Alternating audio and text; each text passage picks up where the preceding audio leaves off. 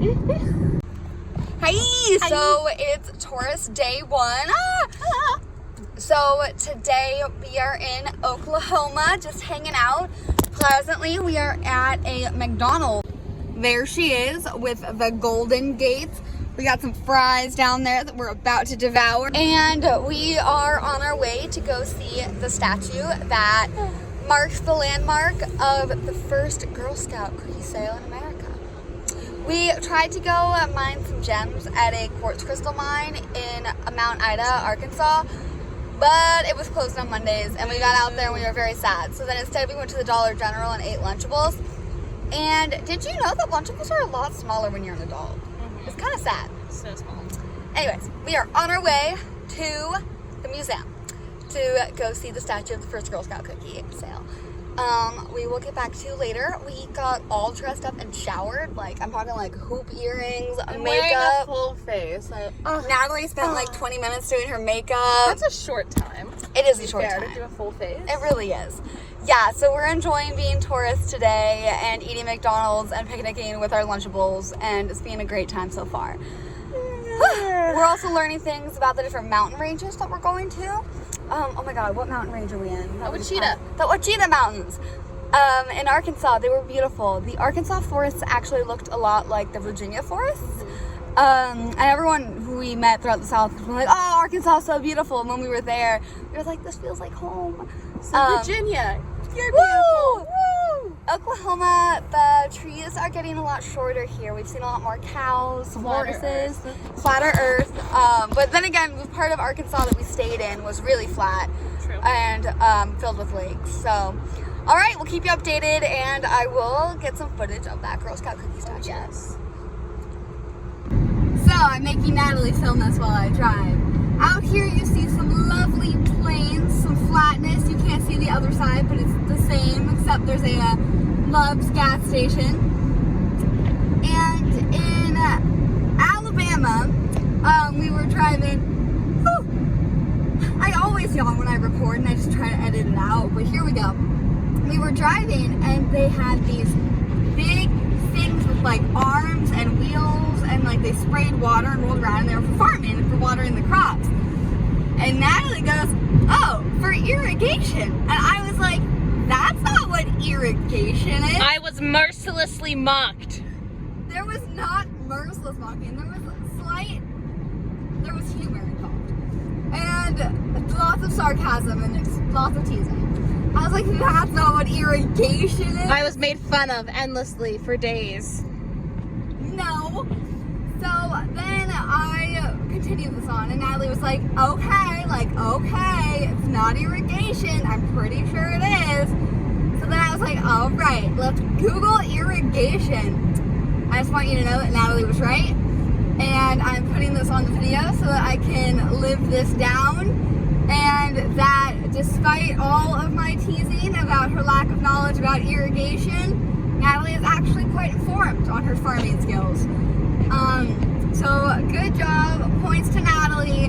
Look at this beautiful Oklahoma countryside, and keep your eyes out for irrigation. It comes in all shapes and sizes, such as water being propelled at the back of a plane. We've seen that. We've seen the big things on wheels, like I said earlier, that Natalie initially said irrigation, and I was like, I don't know, that's not irrigation. And I don't really know what I thought irrigation was, but I thought it had something to do with like digging a ditch. I don't know. Maybe like, I don't know, I was thinking about like the floodwaters and like the Nile. What is that called? If you think about the thing that they did with the floodwaters in the Nile back in ancient Egypt. Aqueducts. Oh. That has something to do with water, for sure. Does. I thought that we're gonna Google this and get back to The Romans for sure used aqueduct system. Aqueducts were the things that carried water to the bathhouse, but they might have been used in Egypt too. I don't know. We're gonna get back with you about what they used in the Nile, and I got confused with irrigation.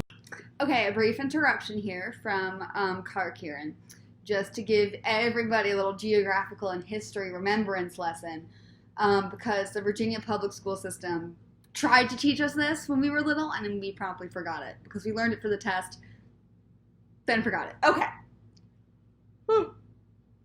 Let me lay it out for you. Irrigation.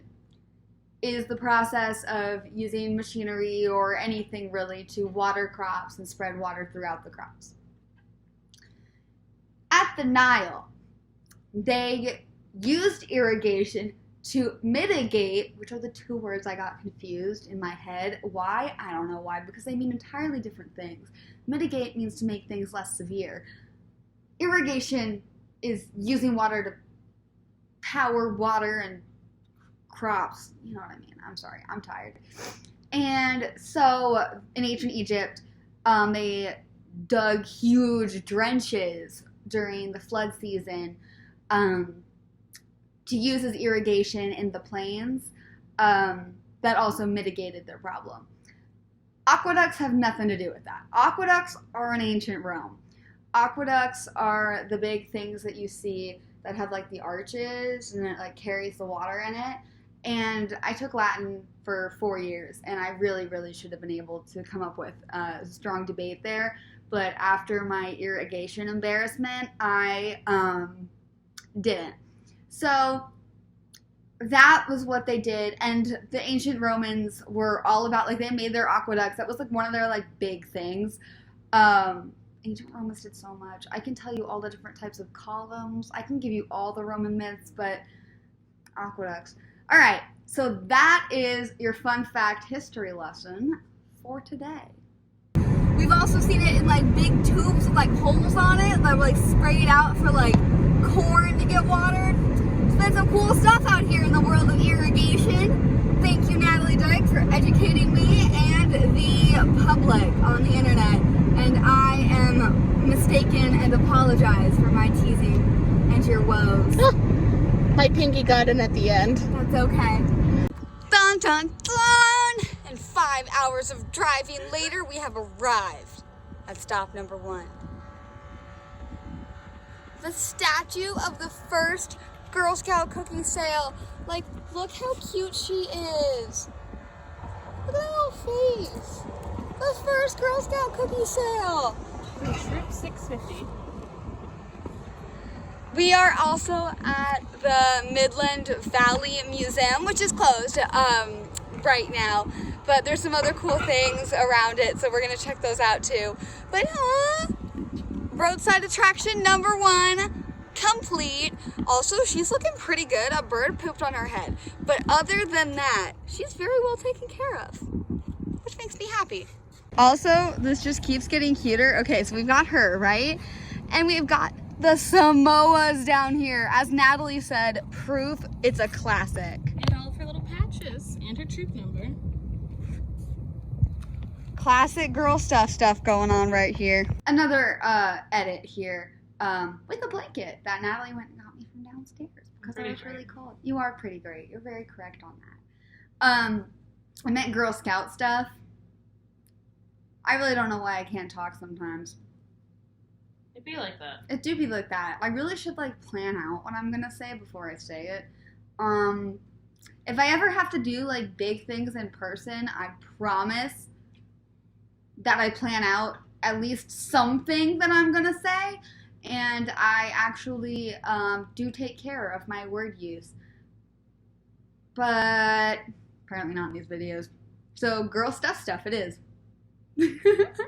Skiggy sign over a Native American mural, and over here we have Natalie, who I was going to take some pictures of, but she says she's found some bunnies.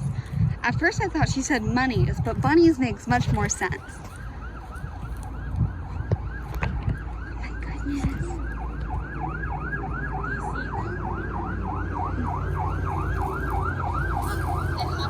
Oh, it hopped away, but I hope you saw them. If not, that's okay. This will still go in the footage anyways. In the museum, we have this old-time railroad car back from the Midland Valley Railroad Company, and this is where it ran through. Another edit here with a blanket that Natalie went and got me from downstairs because it was really cold. You are pretty great. You're very correct on that. I meant Girl Scout stuff. I really don't know why I can't talk sometimes. It'd be like that. It do be like that. I really should like plan out what I'm gonna say before I say it.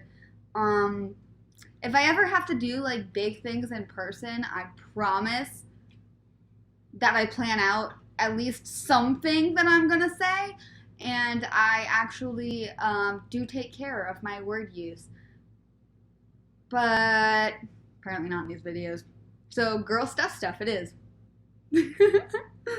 I think hearing Natalie squeal when she saw the whale was more than enough to already have made the stop worth it. But we are on Route 66, living up our best lives, checking out the tourist attractions, and now I'll show it to you. There it is, the blue whale of Catoosa. It's got a little hat on it too. There's also these cute little like chairs here that are shaped like little whales. Barrels. And barrels. It's pretty cute, y'all. From underneath the tail of the whale, it opens up there, and it's just hollow. The fins of the whale are slides. There's no swimming allowed, so I'm kind of confused. I am living out my Moby Dick fantasies.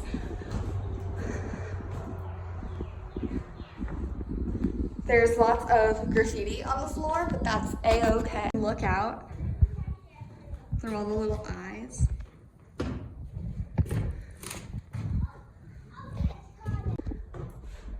This is so cool.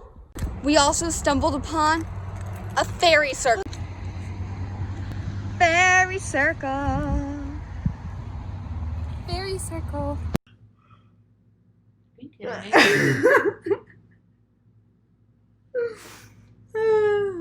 That's enough out of you.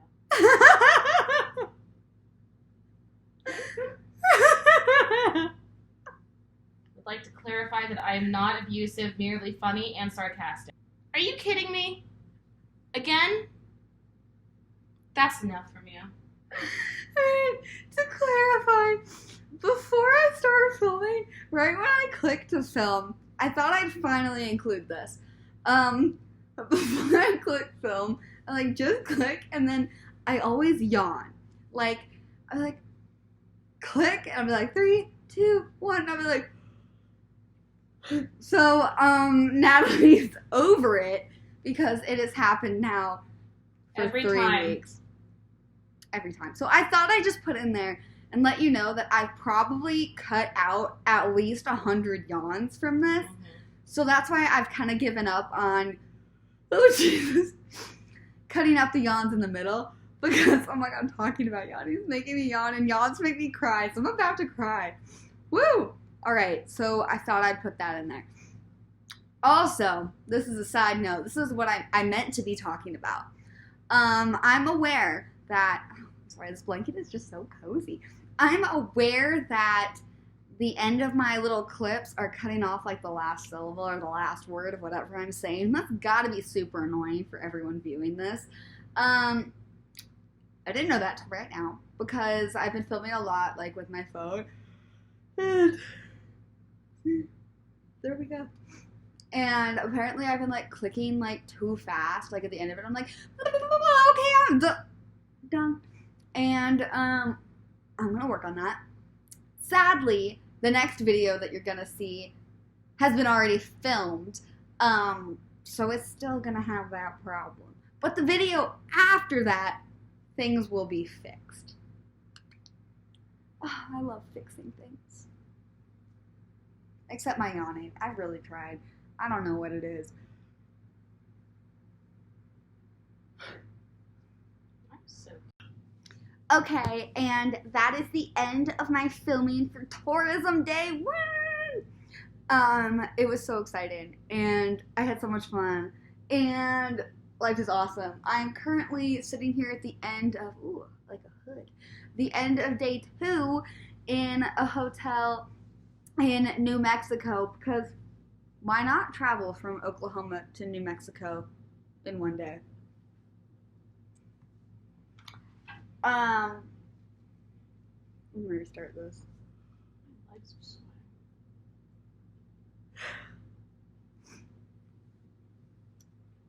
So that is the end of filming of her day 1 tourism. Woo! I like my little hood. It's keeping me warm. I'm sitting here in a hotel in New Mexico in a Motel 6, and because at the end of day 2 tourism, and it has been so much fun. These past 48 hours have been insane. We were going to do another night of camping tonight, but then all of a sudden there was like torrential downpour, lightning, tumbleweeds. Tumbleweed almost hit us. I'm pretty sure it did. You think it hit? I don't know. It definitely hit us. I think we would have heard it. We wouldn't have heard it. It was a tumbleweed. She has never seen a tumbleweed before today. Have you? Who was driving? You, but have you seen a tumbleweed before? Have you seen a tumbleweed before today? That's enough out of you. She's really sassy tonight. I promise she's usually very nice to me. I am probably the best, like, partner that could be there besides Kieran. This is true. Mm-hmm. This is very true. Still so sassy tonight. But she did go get me the pillow and blanket, so we'll call it even. Yeah. But yes, and so then we were like, we're not driving another hour and a half to go camp. We'll deal with that in the morning when it's sunny.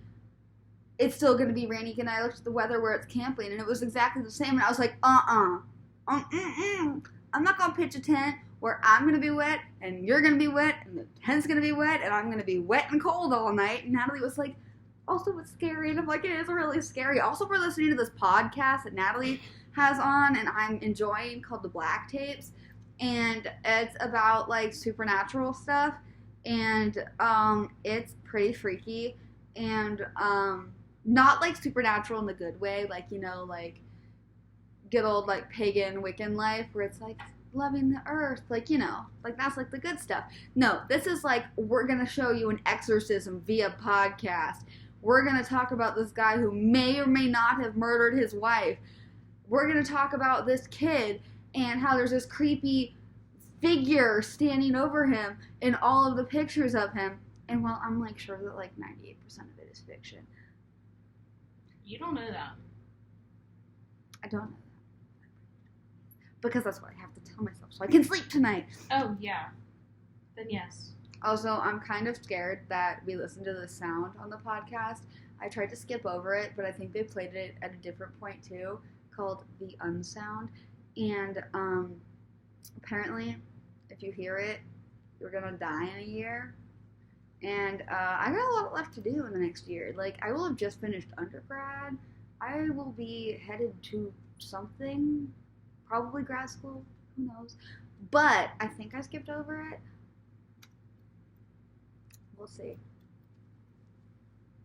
Fingers crossed.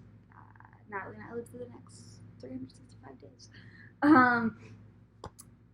Yes. So, I was like, And then we used my fancy, cheap motel app, and now we're here. Anyways, it was a great day today. It was such a great day yesterday, and this is Kieran signing off from this video. Woo!